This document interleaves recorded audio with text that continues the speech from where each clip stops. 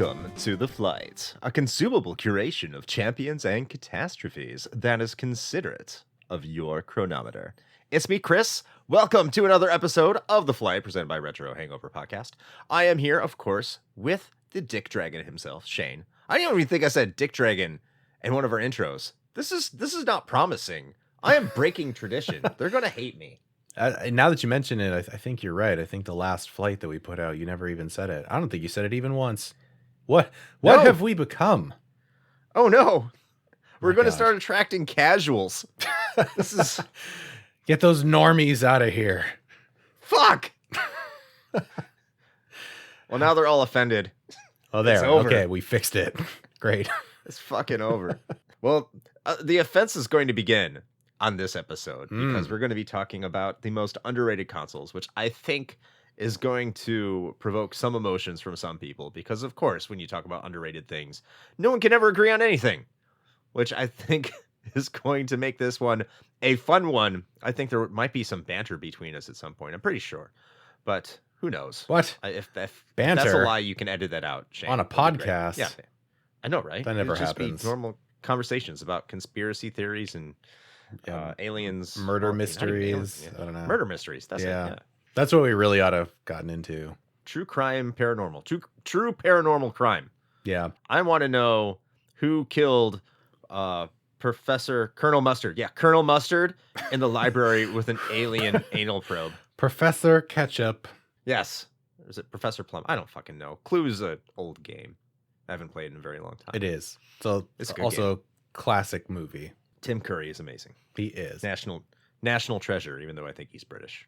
Well, you know what? We'll co-opt him just like we co-opt everything else. Yeah, we'll co-opt him like we co-opted Adam from Yeah. Australia. There you go. All right. So we are, in fact, talking about our personal top 5 lists of the most underrated game consoles. And this time, Chris is going to kick things off. So, Chris, why don't you tell the lovely people at home your number 5 pick for console that did not get the love it deserved? Number 5. So my number 5 is probably going to shock a bunch of people because and this is why I'm calling a lot of these underrated, is because the consoles people don't even talk about, and even when people talk about it, they're always negative. So I'm going to go with the Sega CD. I think the Sega CD it's not a phenomenal console, don't get me wrong, but I think it has a lot of good games that people just don't talk about. Whenever you hear someone talk about the Sega CD, it's always, oh yeah, like create my video with Marky Mark and the Funky Bunch. Like, yeah, that's all that was on the system. No. Yeah, there was a lot of that. I mean, Don't I get don't me know. wrong. I just feel like that's a selling point, honestly. But Yeah, nowadays, yeah, Mark Wahlberg is, he's a hunky man. At least he was. I don't know. At some point. Anyway, like there's a ton of games like that, and I know that's Reputation came out. And you had games like Sewer Shark, and that kind of sucked. And then like Night Trap, which was, it was decent, but it caused a lot of controversy. So that's always what's associated with that console. And for good reason. That's what everyone was kind of pushing at the time because CD technology was new. So they wanted to show what you could do with full motion video with all these megabytes of data. 650. That's a lot. Massive. So, when you look back at it, that's all you think. But there's versions of games on the Sega CD that are superior to their console versions, whether that be soundtracks or just more vibrant colors. Like you have Mickey Mania or Hook. Batman Returns has some scaling, and good original games like Lunar Eternal Blue, Lunar, Potful Mail, all sorts of games that you just generally don't think of because they were never advertised. They're more traditional games, and maybe they just have a different soundtrack that's a little bit more enhanced or some extra levels, like Earthworm Jim Special Edition. Mortal Kombat is a really good version of this game, even though, the loading times kind of do get in the way, and 32X version of Mortal Kombat 2 is better, but it's a good console if you know where to look. The games are there. It's just, you gotta wait. You do have to wade through some crap that is always pushed to the forefront just more because of the console's reputation. And look, every console has bad games, But when you consider the amount of good games that are on the Sega CD that aren't talked about, there's a plethora of wealth to be enjoyed. And yeah, you probably can't afford it because no one can because the games are stupid expensive. But there are good games. Go check it out. Sega CD, vastly, vastly underrated. All right, so I'm going to start off my list. I'm going to do a little bit of foreshadowing here for the rest of the episode, and that is I'm starting off with something that I don't necessarily have personal experience with, but I believe deserved to be on one of these lists. And then we're going to move on to things that maybe I did have some personal experience, and then we're going to go off the fucking rails. So Yeah. let's just buckle up for that. But my number 5 spot is the General Consumer Electronics, or GCE, Vectrex. Ooh. Yeah. So the Vectrex, if you are not familiar with this, as I'm sure a lot of people probably are not, although granted, if you're listening to this show, you probably have a little bit more retro game knowledge than the average Joe, but it was a vector-based graphics console, and these vector graphics at the time really were only available in some arcade machines. So this wasn't something that you would see pretty much anywhere else. And since home televisions didn't use and simply couldn't use vector technology, the Vectrex is its own self-contained unit. It has a built-in 9-inch monitor on it. It's sort of like it's a vertical, so it's like if you had a widescreen and you just tilted it upwards. That's kind of what it's doing. And even the controller that comes with it, like the design of this thing is actually pretty brilliant because the controller fits into the console itself for storage. So you can click it right into the front and it's like it's almost not even there. It's a really sort of smart design. And on top of that, you didn't even necessarily have to buy a cartridge to go along with it. I mean, you should, but if you didn't, they still had you covered because Mindstorm was a game that was just built right into the console. So if you didn't put a cartridge in, you could play Mindstorm just on its own. Having said that, as far as cartridges are concerned, the Vectrex didn't have like a huge library or anything. It had like 28-ish games all told, and like all of them were published and made by GCE. Like there was no third-party development for this thing at all. And the cool thing about it, apart from what I've kind of already mentioned too, is like this thing was not capable of colors, right? It was just black and white screen. That's all it is. It's a lot of white lines on a black screen. They did a lot with what they had there, but they also had these translucent overlays, these basically plastic overlays that you could put over the screen, and they had these little clips around the screen so that you could slide that in there, and it would basically add color. So they would be specific to the game that you were playing, which of course nowadays that seems insane, but it is kind of a neat little concept, and it's a kind of a cool way to work around that problem. As well as, in my opinion, giving it a little bit more personality, I think, in that way. And on top of that, it had 2 really cool accessories. So it had a light pen, which basically allowed you to draw on the screen. So this was like a Wacom tablet before those existed, essentially.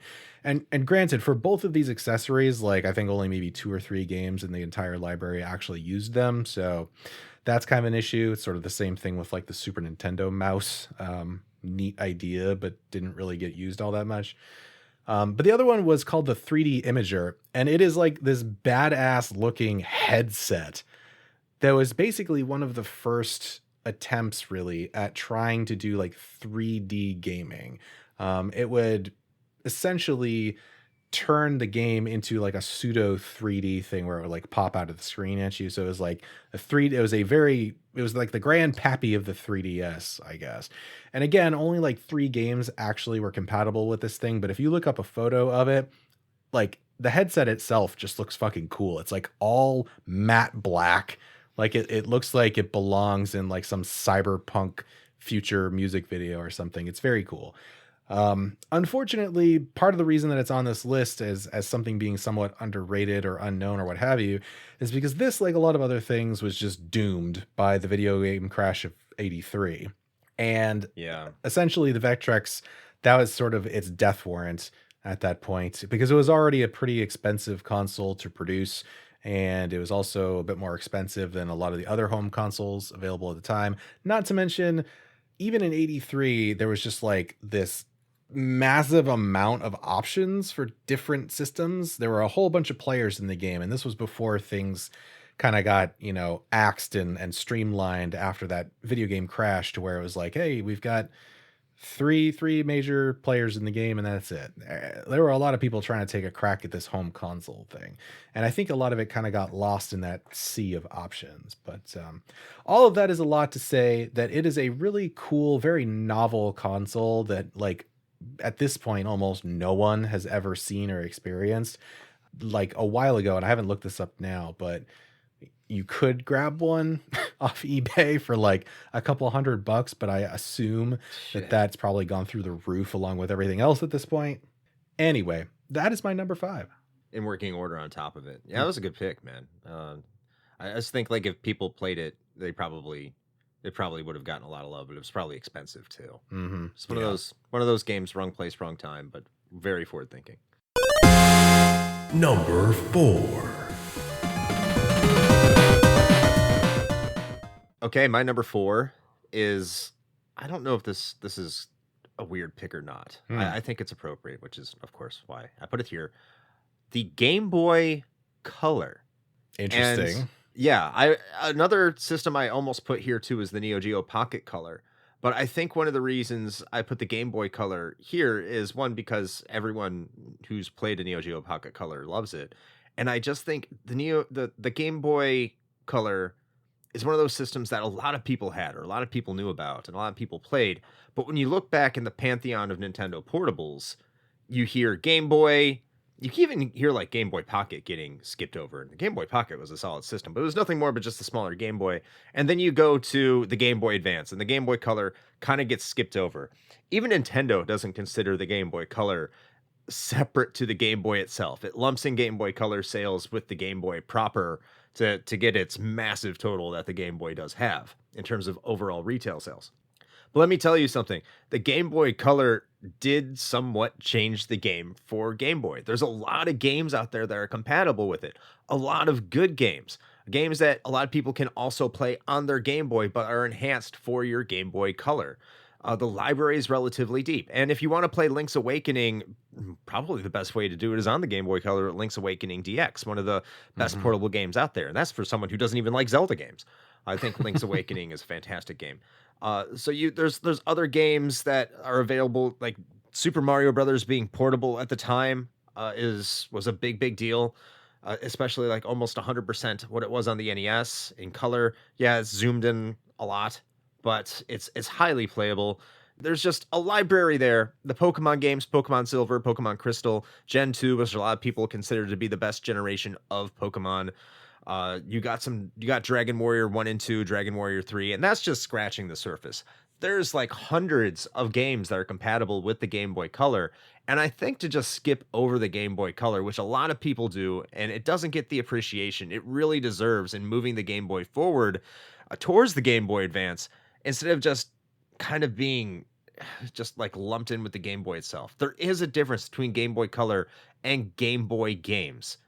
And until people recognize that, the Game Boy Color itself is vastly underrated and needs a little bit of love. It's not the leap people wanted it to be. It's not the leap people expected it to be. And we probably should have gotten something better, because there's still no backlight here. If there's a backlight on this thing, it would have been much higher on the list. But to just kind of poo-poo on it and just, I don't know, look past it is a disservice. So here it is. Number 4, underrated, the Game Boy Color. I like that. That's an interesting one. I wouldn't have put it, because I actually personally take the complete opposite approach, where I feel like the Game Boy Color is the definitive Game Boy and the original is like the weird old grandpa. Right. But I guess that's just me. I don't know. We do a retro game show, but also I was not old enough at the time to really have an original Game Boy and appreciate it. My handheld experience with Nintendo started with Game Boy Color, so I'm probably a little biased, but right. All right, moving on. Up the list. So there's going to be a little bit of a theme here, and quite frankly, I feel like almost my entire list could have just been from this one particular company, but fortunately it's not. But my number 4 is the Sega Master System. Mm. And if you have listened to the show at all, you are probably aware that the Master System was my first console. Before I even owned an NES, this is what we had at my house. Some rocky experiences. Yeah, I cannot say how we got it. I feel like maybe it just showed up one day in some strange arcane ritual, but it was there. And you know what? I think it gets a lot of flack, and some of it is definitely deserved. Like there are some games in that library that are straight up not good, and frankly, the controller, particularly the D-pad, is kind of hot garbage. It sucks. It's like the mushiest D-pad I think I've ever used. But not to mention it's basically a square, which kind of defeats the purpose of being a directional pad. But anyway, but aside from that, there are a number of really good titles. I mean, fucking Phantasy Star, come on. Like Phantasy Star is there, Castle of Illusion, which is a fantastic platformer. And if you're one of those, you know, weird Disney adults, then it's Mickey Mouse. So there you go. And of course, because I bring this up every time the Master System gets mentioned, motherfucking Gangster Town. Fuck yes. You know, That's it's such funny. a good game. It's like, I feel like if I went back and played that now, I'd be like, oh, this is maybe not as good as I remember it. But I'm not going to do that. No, it's still as good. It's still just as good. It's a great game. It's a fantastic light gun shooter, and it's like the 1920s gangsters. Like, how can you go wrong with that?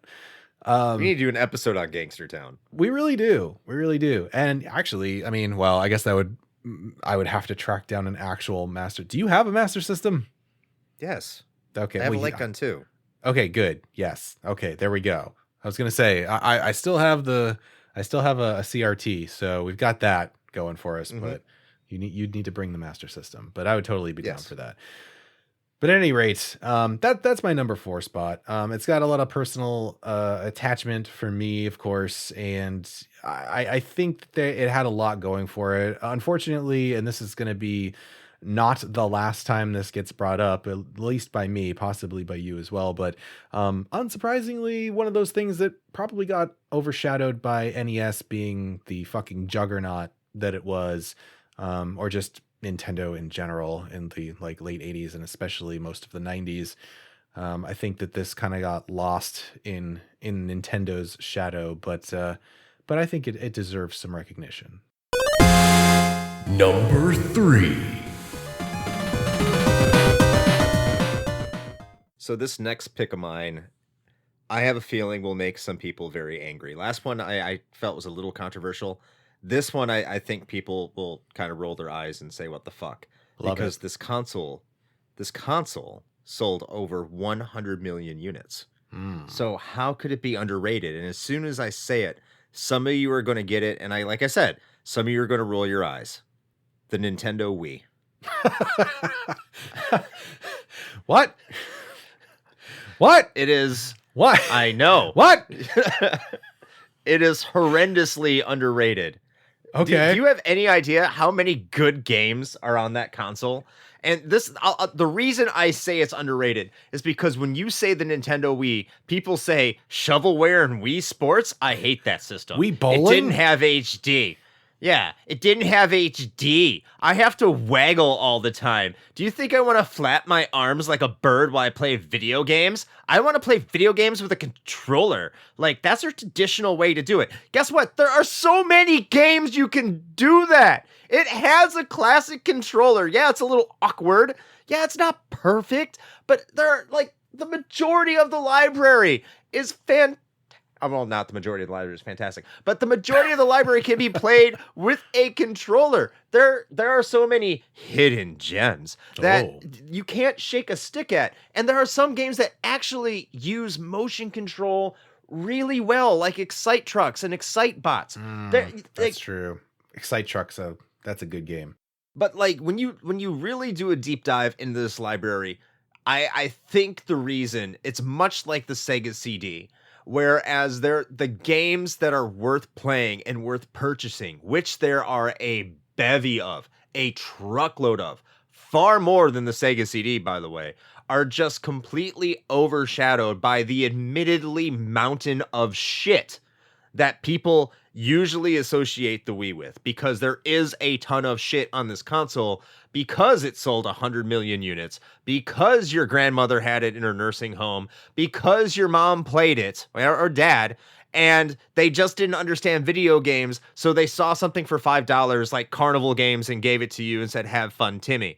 Look, I get it. I understand why people hate this thing. But if you go to the first-party titles, if you go to a lot of the more understated, third-party titles, especially Sega with their light gun games, when you had like the death of light gun that generation, but the only company that was really holding it up was Nintendo with their stupid little accessories that had all these light gun games that you could play on an LCD TV, because you can't play light gun games on anything that isn't a CRT TV until you got to the Wii U. Well, not the Wii U. Until you got to the Wii. Unless you had a PlayStation Move, and no one bought one of those fucking shits. I'll tell you, the Wii U kept classic gaming alive with this virtual console. It kept classic gaming alive with this classic controller. It reinvigorated the retro market. Really, it did. I'm sorry. The Wii is a fantastic console. I would have put it higher if it had sold fewer units, but the reason I put it on here is because the amount of hate that it constantly gets for being a casual console is not fair, is overly stated, and you need to give this console a fucking break. Just because you can't watch it in 720, you can't play it in 720p, doesn't mean it's bad. Just because the game that you thought should have been your favorite makes you do motion controls and you don't want to, doesn't mean it's bad. It is a good console. Go back and give it a shot. Trust me. I also like that you called it the Wii U twice. I know. Just cut that off. Nope, it's staying. Also, possibly maybe some foreshadowing. I don't know. Who knows? A little bit. I don't know. A little bit. All right. We're in the midst. We're right down the middle. Also, consequently, this is the last pick where people are probably just gonna be like, oh yeah, okay. So I hope you're all prepared for that. So following the theme of my number 4, it is once again a Sega entry, because as I said, Sega could make its own whole fucking list of these, frankly. But I went with the Game Gear. And again, it's because of my personal involvement with it. Again, actually, the more that I'm thinking about this, I feel like Sega consoles just appeared in my life as a child, and I don't know how. I feel like it was some sort of like Faustian bargain that was struck by someone, and they just appeared in my house. I don't know if I should have been more concerned about that, because I straight up do not remember how I got a Game Gear. I don't remember asking for one. It just happened. So that's a thing. But the thing is like, there are definitely some aspects of the Sega Game Gear that are valid criticisms that I have and will continue to make. Like the fact that motherfucker will put you out of a house and home just by having to buy batteries for it. Right. But aside from that, man, like it's actually a pretty solid little, well, not little. It's a pretty solid, chonky handheld. Let's say that. It had ports of Master System games that actually weren't released in North America. So for quite a long time, unless you were in like the emulation scene at that point, which I definitely was not. That was the only way to play some of those. So that definitely had that in its corner. So it had a decent library of its own. A lot of games that tended to get overlooked because they were exclusive to this system, and comparatively not as many people had a Game Gear. But it was a full color handheld gaming device at a time where that was not normal.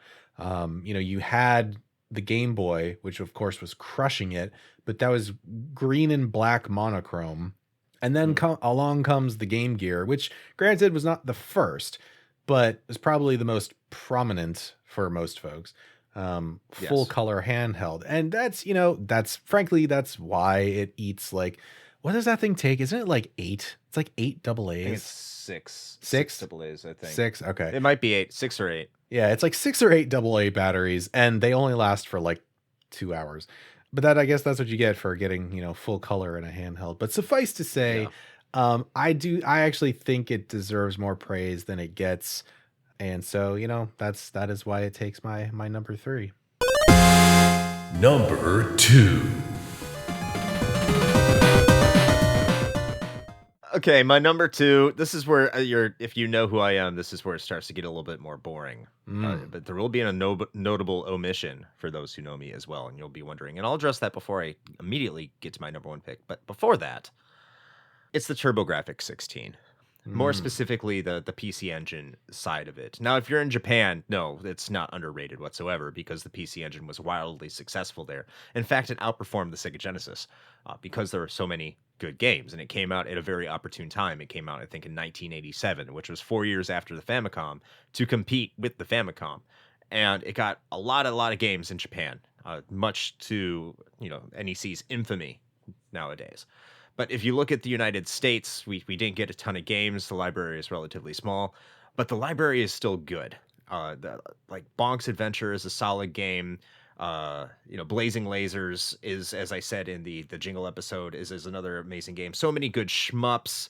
The CD attachment I'm not going to talk about because I want to separate those. A lot of people combine them, but if you do combine them, yeah, sure. I mean, you have some really good CD games. Maybe not as good as the Sega CD. I know East fans are going to hate me when I say that, but it's true. The Sega CD had more better games. But overall, like it's solid. Graphically, it looks phenomenal, even though it has an 8-bit CPU, even though it has a 16-bit GPU. It's technically less powerful than the Sega Genesis, but for a long time, if you look at the libraries around the same time between the two consoles, you can't tell much of a difference. And the reason I'm including the TurboGrafx on here, because I think most people who have played a TurboGrafx have enjoyed it, and that's one of the reasons I kept some of these consoles off of here, is because I still don't think a lot of people know what the TurboGrafx 16 is. I think you go into most conversations and you start talking about the TurboGrafx 16, and you get more of a kind of head tilt and a head scratch. You'll hear some people be like, yeah, I've heard of it, but they still haven't given it an honest shot, despite a lot of great games being on this console. And it should have came over here earlier. There was a lot of missteps by NEC. Go listen to our TurboGrafx episode, by the way, where we discuss a lot of those with Paul, formerly of the Region Free Gamers podcast. But I think that, when you look at a system like the TurboGrafx and you compare it to, for instance, the Saturn, you talk to anyone about the Saturn, I think anyone who has played it likes it, and almost everyone knows what the Saturn is because it was in the thick of the PlayStation, the N64, and also to Sega's legacy was part of the downfall. So people know what the Saturn is just for a lot of the missteps, but people never talk about the TurboGrafx 16 because it did have a botched launch. It did have a relatively terrible marketing campaign. It only came with one controller port in an era where people wanted to play with co-op. And then when they did offer you co-op, you had to buy an additional attachment. They had a lot of piecemeal things. But once you get past that as a single player experience, the fact that the games came in jewel cases and were tiny and could be easily stored, which is a nice touch, even though at that time it wasn't, which is why the TurboGrafx 16 was so much larger than the PC Engine. If you see a PC Engine, yeah, that thing is tiny. It's impressive how tiny that thing is and how powerful it is compared to other systems of the era. It's a landmark console that had some of the superior ports of a lot of games of that time that I still don't think gets talked about enough. And I think it's sad that you talk about the 16-bit wars and no one brings it up. And there's a good reason for it. It got stomped in the United States.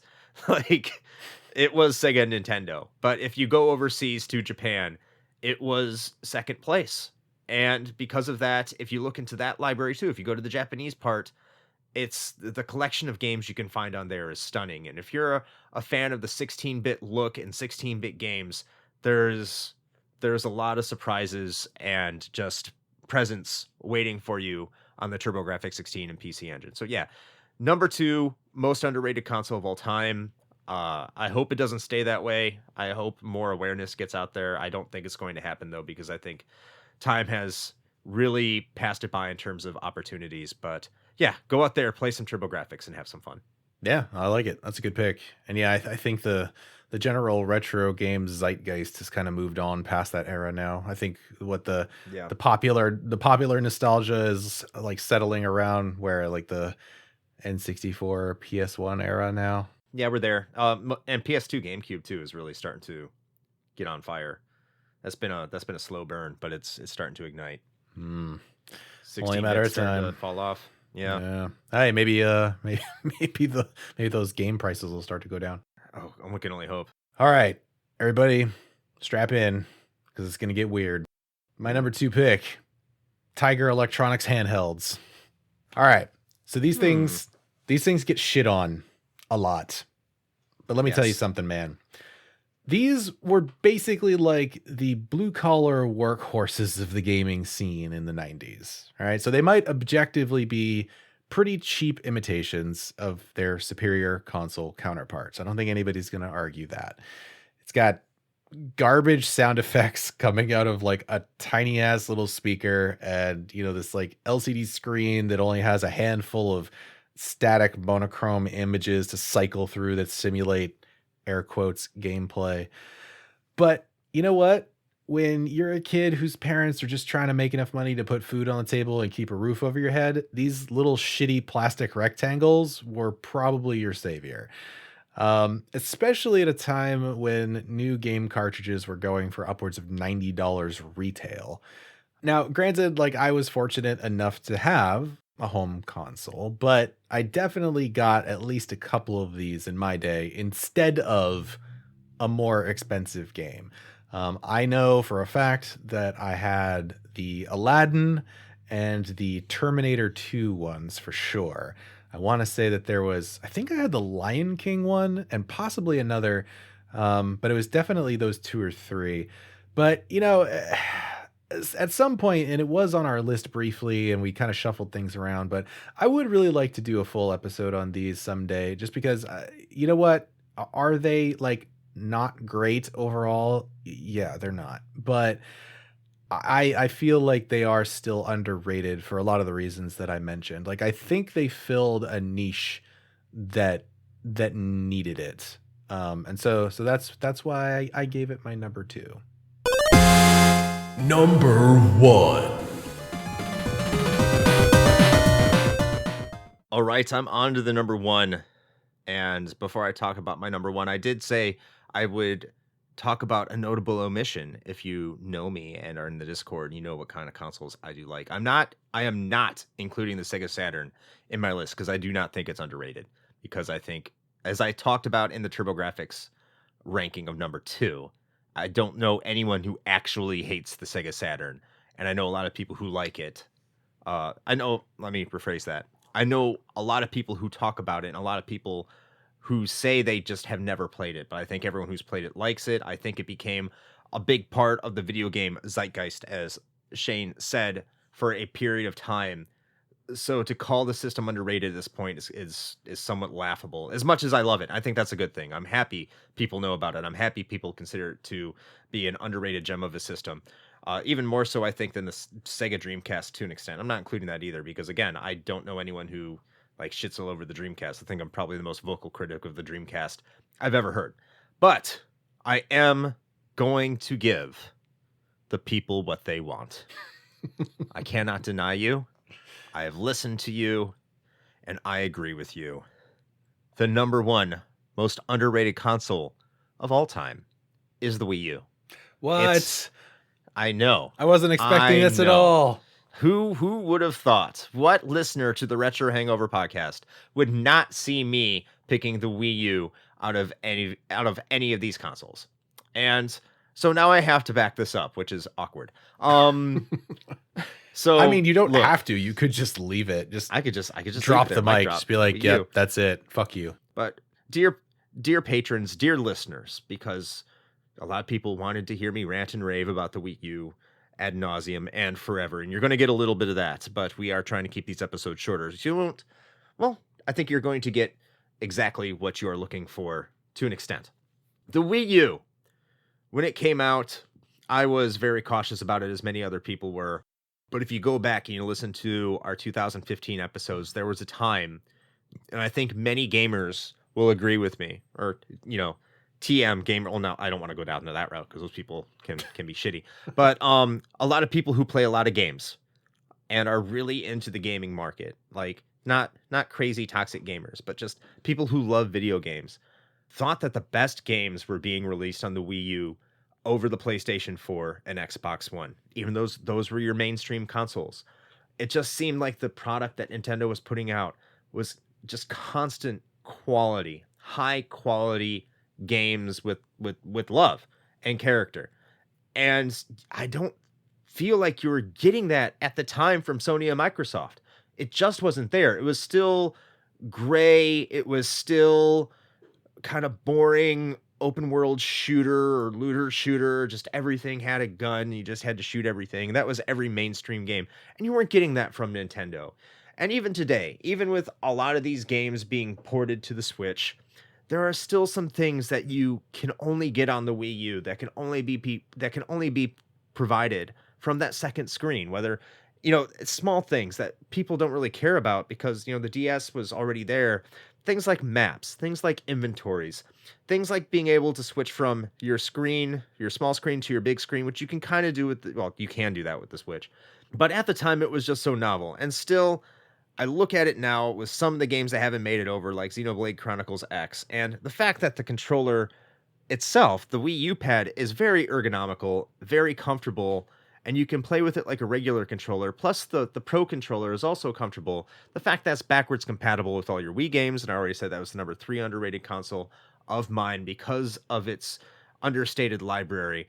You have a console that I think with more time and more innovation could have really, really been a special part of people's lives. And it really was for me. And it just reminded me of the joys of playing video games from a more traditional standpoint again. Now, yeah, the PS4 and Xbox eventually got there. Not so much the Xbox One because I didn't have one and never will. But that Wii U provided that special place in the market. It was the underdog. And even if you go back today, those games are still good and you can get them on your Switch. I get it. And it's probably better that you do. But if you do have a Wii U and you're able to get this before the Virtual Console goes offline, there's a lot of improvements to the Virtual Console games too. It handles emulation beautifully as well. In many cases, better than the Switch. And you can hack it to play GameCube games apparently as well. So go do that if you are not online with it anymore, of course. So the Wii U gets my number 1 pick. It's like an instant nostalgia bomb. Yeah, it's over 10 years old now. But out of all these consoles, we talk about retro gaming a lot. So for a console this recent to leave this much of a mark on me, it's sad that people constantly shit on it, or they laugh about it collecting dust, or they say how it was underpowered and it sucked. They really weren't there when it was hot. And it was the thing to do, it was the thing to make fun of because that's what you did if you had a PS4. Because you were getting your new Call of Duties. And I'm not saying everyone, of course, but I think that's the general feeling that came from it. So Wii U number 1. I know you all knew I was going to say that. I know a lot of you voted for this topic in our Patreon, in our Discord, because you wanted to hear me profess my love for the Wii U. So I giveth unto you. And thank you for letting me talk about this wonderful little system that didn't, but man, I wish it could. All right. My number 1 pick, the most underrated console, the Texas Instruments TI-83 graphing calculator. Okay. If it plays games, it can be considered a console, right? I guess. That's what I'm going with. All right. This magnificent little bastard was the unsung hero of every deathly boring high school science lecture or math class. Guaranteed. You couldn't bust out a Game Boy in the middle of class because you get caught. But you could sure as hell make it look like you were doing some serious big brain computations on your TI-83, when in fact, you were playing Drug Wars or like knockoff Bomberman. Yeah. And I know I'm not the only one with this experience. Like, it was a super common thing for my friends and I to hook these bad boys up with that link cable that came along with it and share games. And the funny thing of it is, I have no idea who found the games first, right? They just like showed up one day. So like one smart kid with too much time on their hands had to have figured out how to download and install this stuff to their calculator and then brought it to school, and it just spread like a plague.